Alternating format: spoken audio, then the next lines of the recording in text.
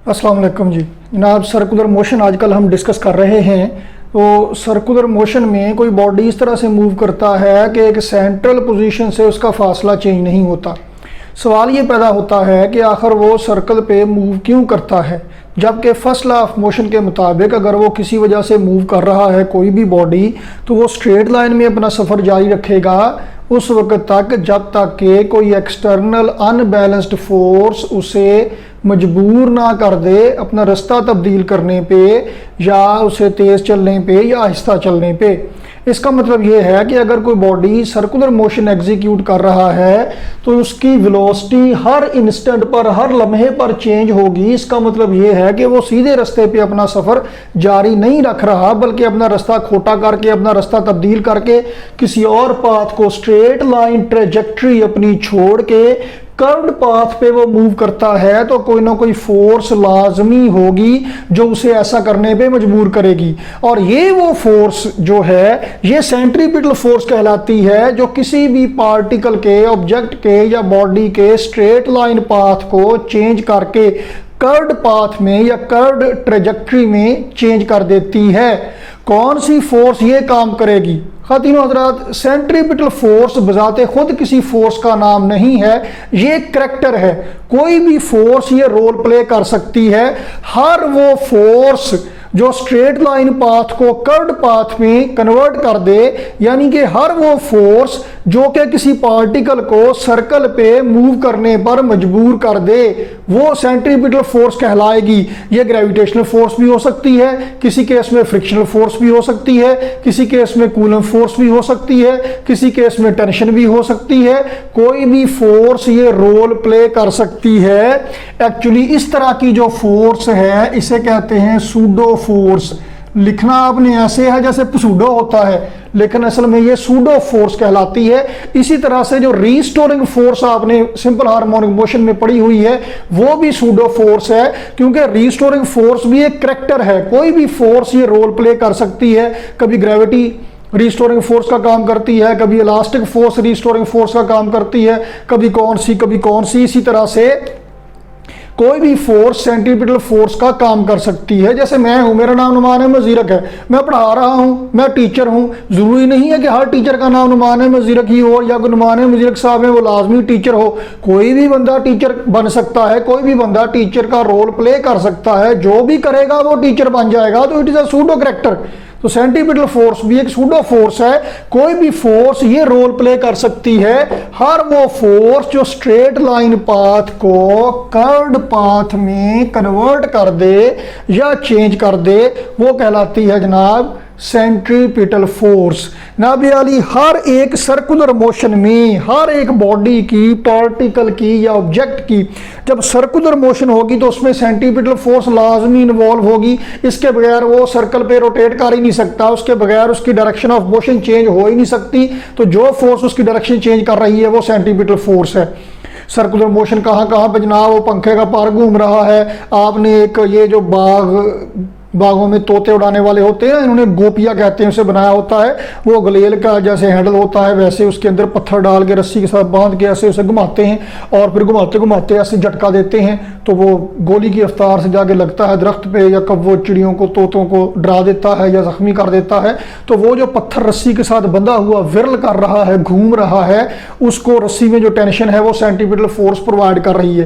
Particle accelerator होता है Shaukat Khanam memorial cancer hospital में, जो रेडिएशन की मदद से कैंसर का इलाज करते हैं। यहाँ बीटा रेडिएशन इलेक्ट्रॉन इस्तेमाल करते हैं।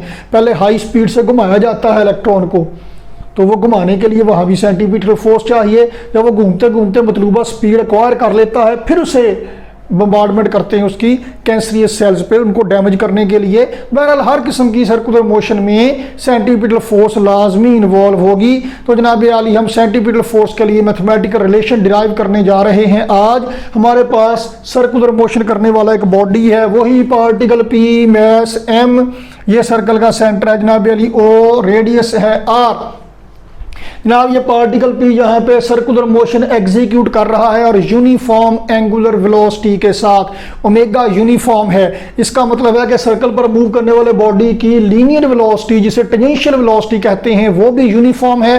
फिलहाल हम जो काम शुरू करने लगे हैं इसमें वेलोसिटी की मैग्नीट्यूड, लीनियर वेलोसिटी की, टेंजेंशियल वेलोसिटी की मैग्नीट्यूड चेंज नहीं हो रही है, मैग्नीट्यूड कांस्टेंट है, यूनिफॉर्म है। डायरेक्शन अलबत्ता चेंज हो रही है, वो तो जाहिर बात है, लीनियर वेलोसिटी की डायरेक्शन सर्कल पे मूव करते हुए हर लम्हा डायरेक्शन चेंज होगी। तो लीनियर वेलोसिटी की मैग्नीट्यूड v फिलहाल कह लीजिए।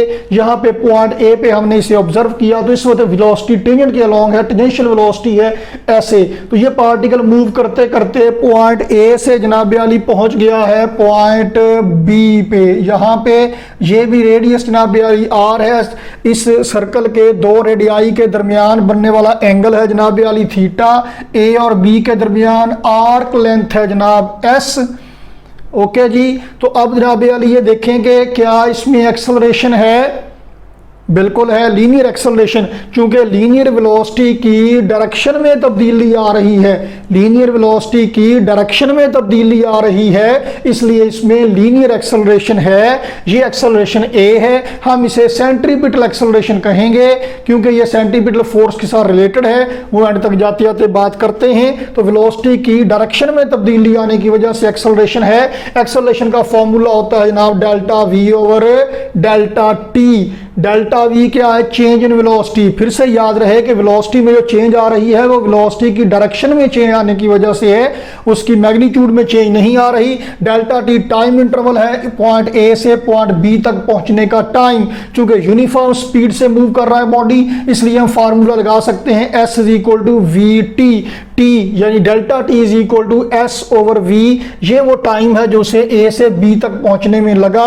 एस आर्क लेंथ है जिसने फासला तय किया, वी इसकी स्पीड है जिससे ये मूव कर रहा है। तो डेल्टा टी की बेटा जी ये वाली जो वैल्यू है एस ओवर वी, ये आप एक्सेलरेशन वाली इक्वेशन में पुट करेंगे तो A is equal to delta V वैसे का वैसा आ गया। डेल्टा टी नीचे था तो रकम उलट जाएगी, एस नीचे आ गया, वी ऊपर आ गया।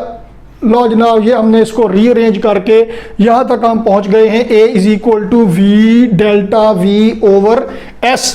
लो जनाब अब सूरत हाल ये है कि जब ये पार्टिकल P पॉइंट A पर है तो वेलोसिटी टेंजेंट के अलोंग है, पॉइंट B पर है तब वेलोसिटी किधर को होगी? जाहिर बात है तब भी वेलोसिटी टेंजेंट की तरफ को ही होगी। और चूंकि वेलोसिटी की मैग्नीट्यूड में चेंज नहीं आ रही, इसलिए वेक्टर की लेंथ जितनी यहाँ पे है उतनी ही यहाँ पे रखना है। बहुत बिल्कुल नापने की जरूरत नहीं है, लेकिन बस अंदाजा ये होना चाहिए कि मोटा मोटा यानी देख के बहुत ज्यादा फर्क ना हो, एक जैसा लगे। लो जी पॉइंट ए पे वेलोसिटी, चूंकि वेलोसिटी की डायरेक्शन में तब्दीली आ रही है तो यहाँ पे वेलोसिटी v1 कह लेते हैं, यहाँ पे वेलोसिटी अब v2 कह लेते हैं। इनकी न्यूमेरिकल वैल्यू को हम v लिखेंगे जो हमने लिखा है, क्योंकि डायरेक्शन में तब्दीली आ रही है इसलिए हमने जरा थोड़ी सी डिफ्रेंशिएशन करने के लिए v1 और v2 कह लिया है। तो जनाब ये पार्टिकल सर्कुलर मोशन करते करते पॉइंट ए से बी तक पहुंच गया है और पॉइंट ए और बी के दरमियान जो आर्क लेंथ है ये है जनाब एस। स्ट्रेट लाइन डिस्टेंस क्या है जनाब? ये है A B. Straight line path को ए बी कहेंगे, आर्क लेंथ को एस कहेंगे।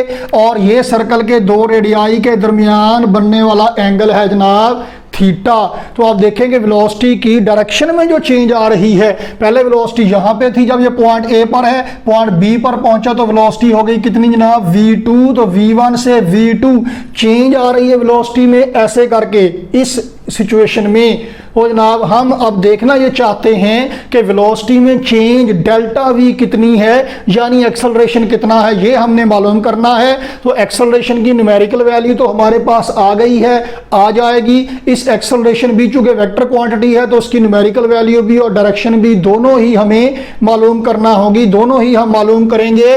तो एक्सेलरेशन की डायरेक्शन किधर को होती है? थर्ड चैप्टर की वीडियोस में हमने देखा है कि एक्सेलरेशन होता है rate of change of velocity. Acceleration acceleration vector है, डेल्टा वी वेक्टर है, तो इस वेक्टर की डायरेक्शन इस वेक्टर की सिमत में होगी, यानी एक्सेलरेशन की डायरेक्शन डेल्टा वी की सिमत में होगी। एक्सेलरेशन की डायरेक्शन किधर को होगी?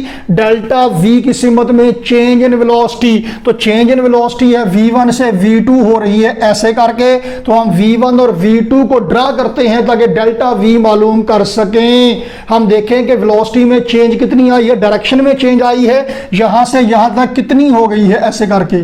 तो v1 और v2 के दरमियान कितना फर्क पड़ा है, एंगल चेक करेंगे। दो वेक्टर्स के दरमियान एंगल तब भी मालूम हो सकता है जब आप इनको कॉमन ओरिजिन पे लेके आए। तो जनाब पहले v1 यहां से आराम से जरा सहूलत से प्यार से जरा यहां पे उठा के ड्रा कर लेना है। ये है जनाब v1 ए, देखें जी, और v2 ऐसे ही जनाब इस तरह से कि टेल्स इनकी कोइंसाइड हो जाएं, टेल्स इनकी इकट्ठी हो जाएं। जरा देखिएगा, एक घाटा वादा थू था। लो जनाब वाली ये बन गया जी v2।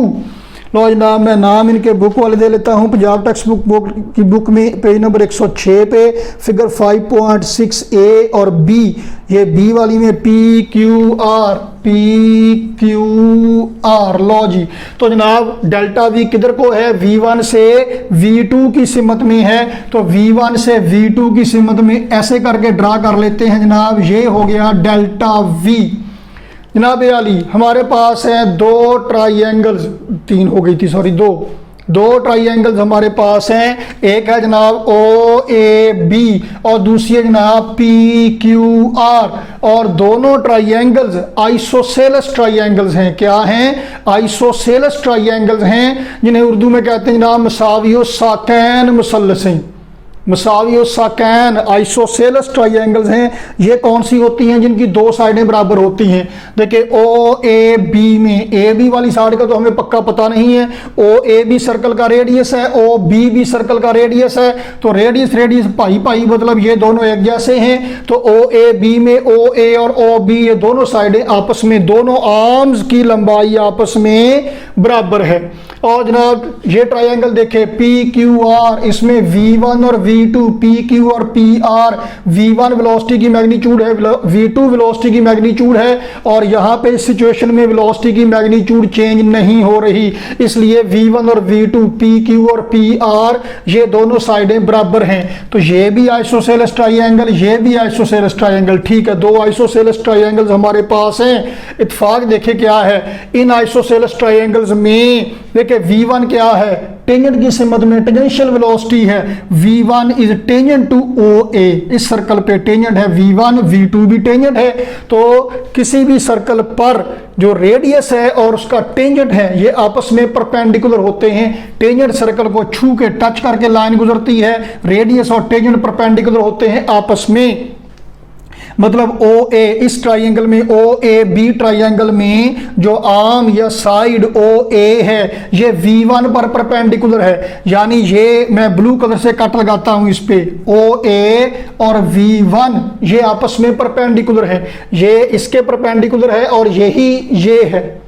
इसी तरह से ओ बी रेडियस है, v2 परपेंडिकुलर है, v2 यानी टेंजेंट है, तो ओ बी रेडियस और v2 टेंजेंट ये आपस में परपेंडिकुलर है, ओ बी v2 पर परपेंडिकुलर है।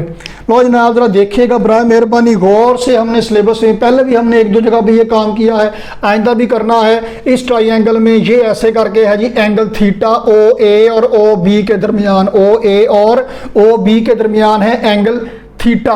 तो अगर हम ओ ए ये वाली जो लाइन है इसको 90 पे रोटेट कर दें ऐसे करके, और ये ओ बी इसको भी 90 पे रोटेट कर दें, यानी कि ये दोनों लाइनें हैं दोनों को ही 90 पे रोटेट कर दें, तो क्या कोई फर्क पड़ेगा? ये ऐसे करके एंगल बन रहा है दोनों के दरमियान, तो एक को 90 पे रोटेट किया, पीछे पीछे दूसरी को भी 90 पे रोटेट कर दिया, इसका मतलब है दोनों का ही 90 पे रोटेट कर दिया, तो इनके दरमियान एंगल पर कोई भी फर्क नहीं पड़ेगा।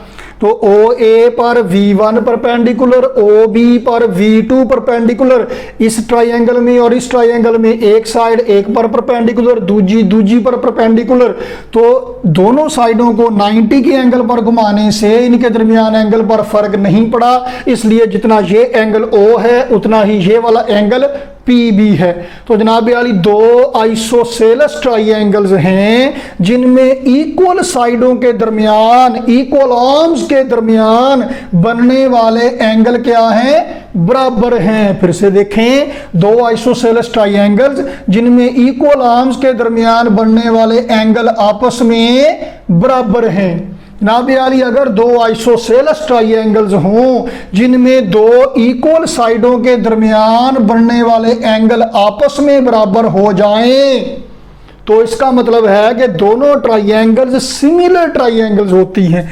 क्या होती हैं जी? सिमिलर ट्राइंगल्स, मुतशाबे, इक्वल नहीं, सिमिलर।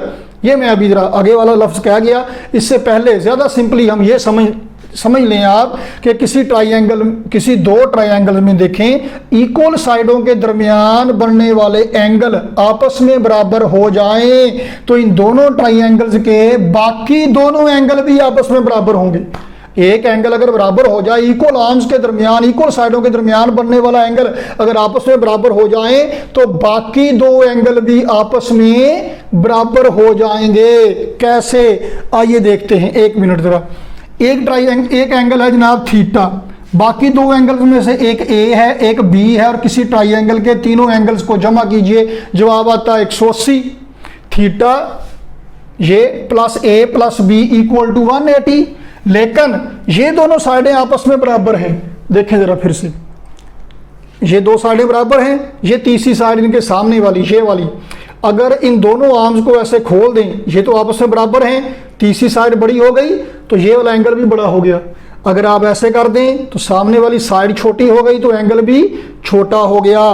तो जनाब अगर ये दोनों साइडें बराबर हैं तो इनके सामने वाले एंगल भी आपस में बराबर होंगे, क्योंकि ये दोनों साइडें, ये वाली साइड छोटी या बड़ी होगी तो ये एंगल भी छोटा बड़ा होगा, ये वाली साइड छोटी बड़ी होगी तो ये एंगल भी छोटा बड़ा होगा।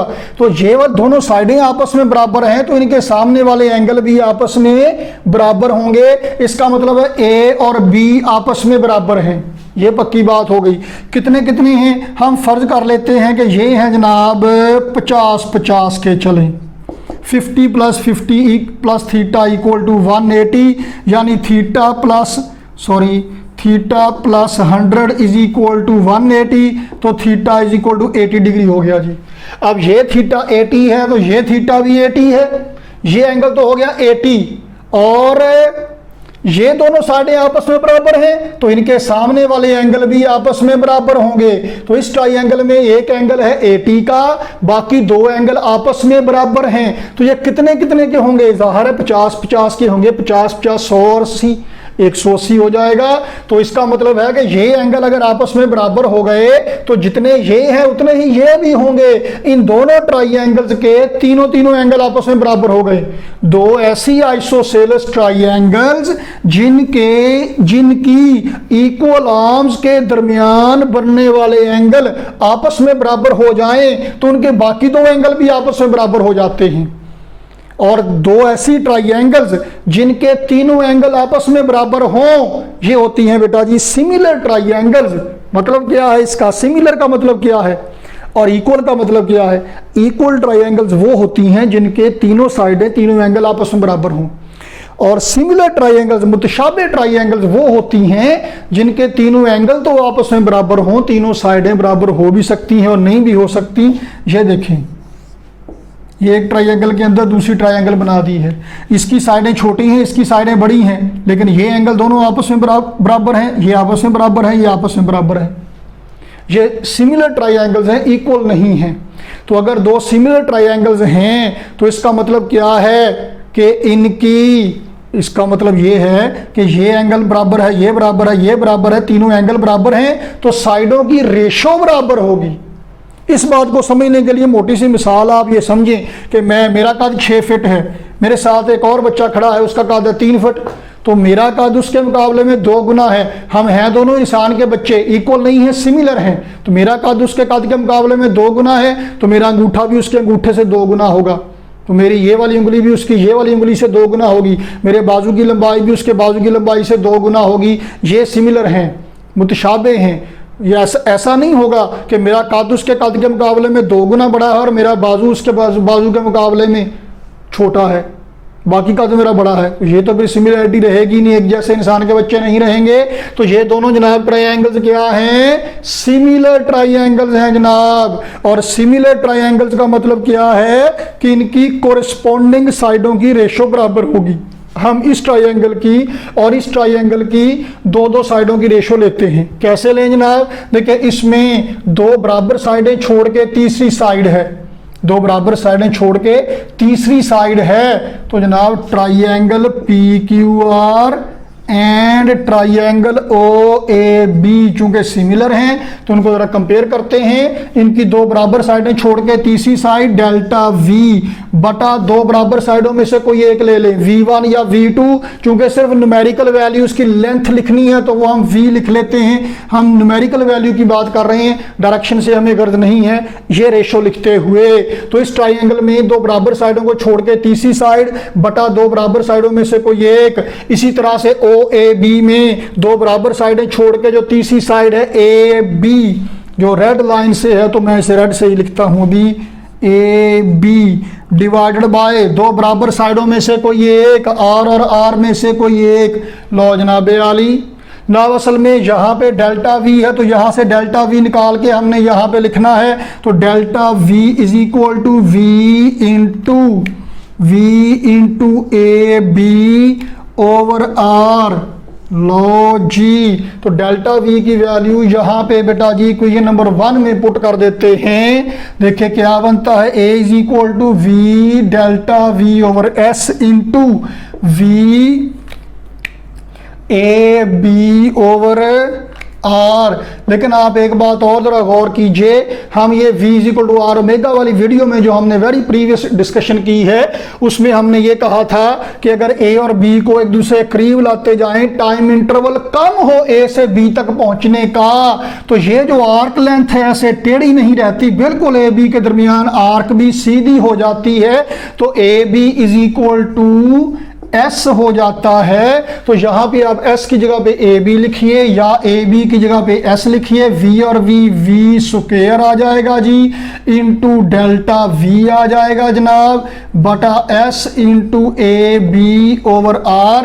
तो जनाब अब S की जगह पे हम ए बी लिख सकते हैं और फिर काट भी सकते हैं। तो जनाब आली एक मिनट, अच्छा जी वो जनाब थोड़ी सी गलती हो गई, ये डेल्टा वी की वैल्यू पुट करना थी तो यहाँ पे डेल्टा वी नहीं आना, तो ये 1 ओवर एस कह लीजिए इंटू डेल्टा वी नहीं आना है, सॉरी। लो जी अब जरा सही हो जाएगा।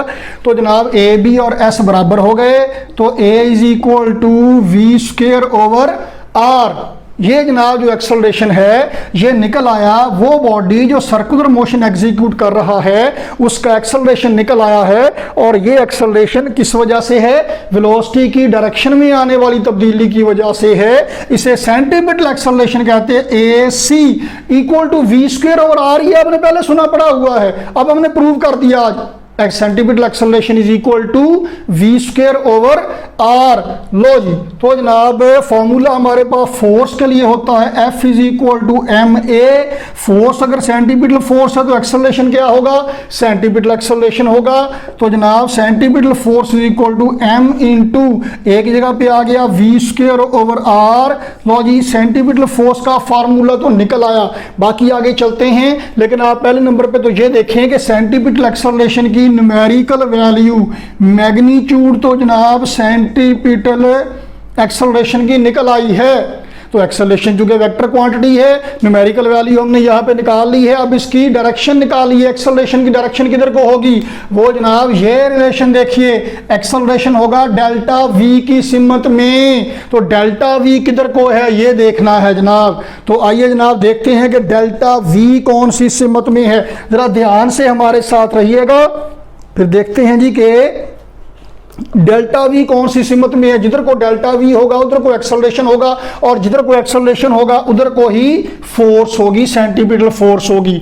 देखिए O A B P Q R दो ट्राइंगल हमारे पास हैं, ठीक है। इस ट्राइंगल में ओ ए बी में एक साइड ओ ए है, यहाँ पे एक साइड है पी क्यू, पहली साइड पर परपेंडिकुलर है, ओके जी। दूसरी साइड ओ बी V2 पर परपेंडिकुलर है। दोनों ट्रायंगल्स में से एक साइड एक पर परपेंडिकुलर, दूजी पर परपेंडिकुलर, तो तीसरी पर परपेंडिकुलर होगी तो ट्रायंगल बनेगी।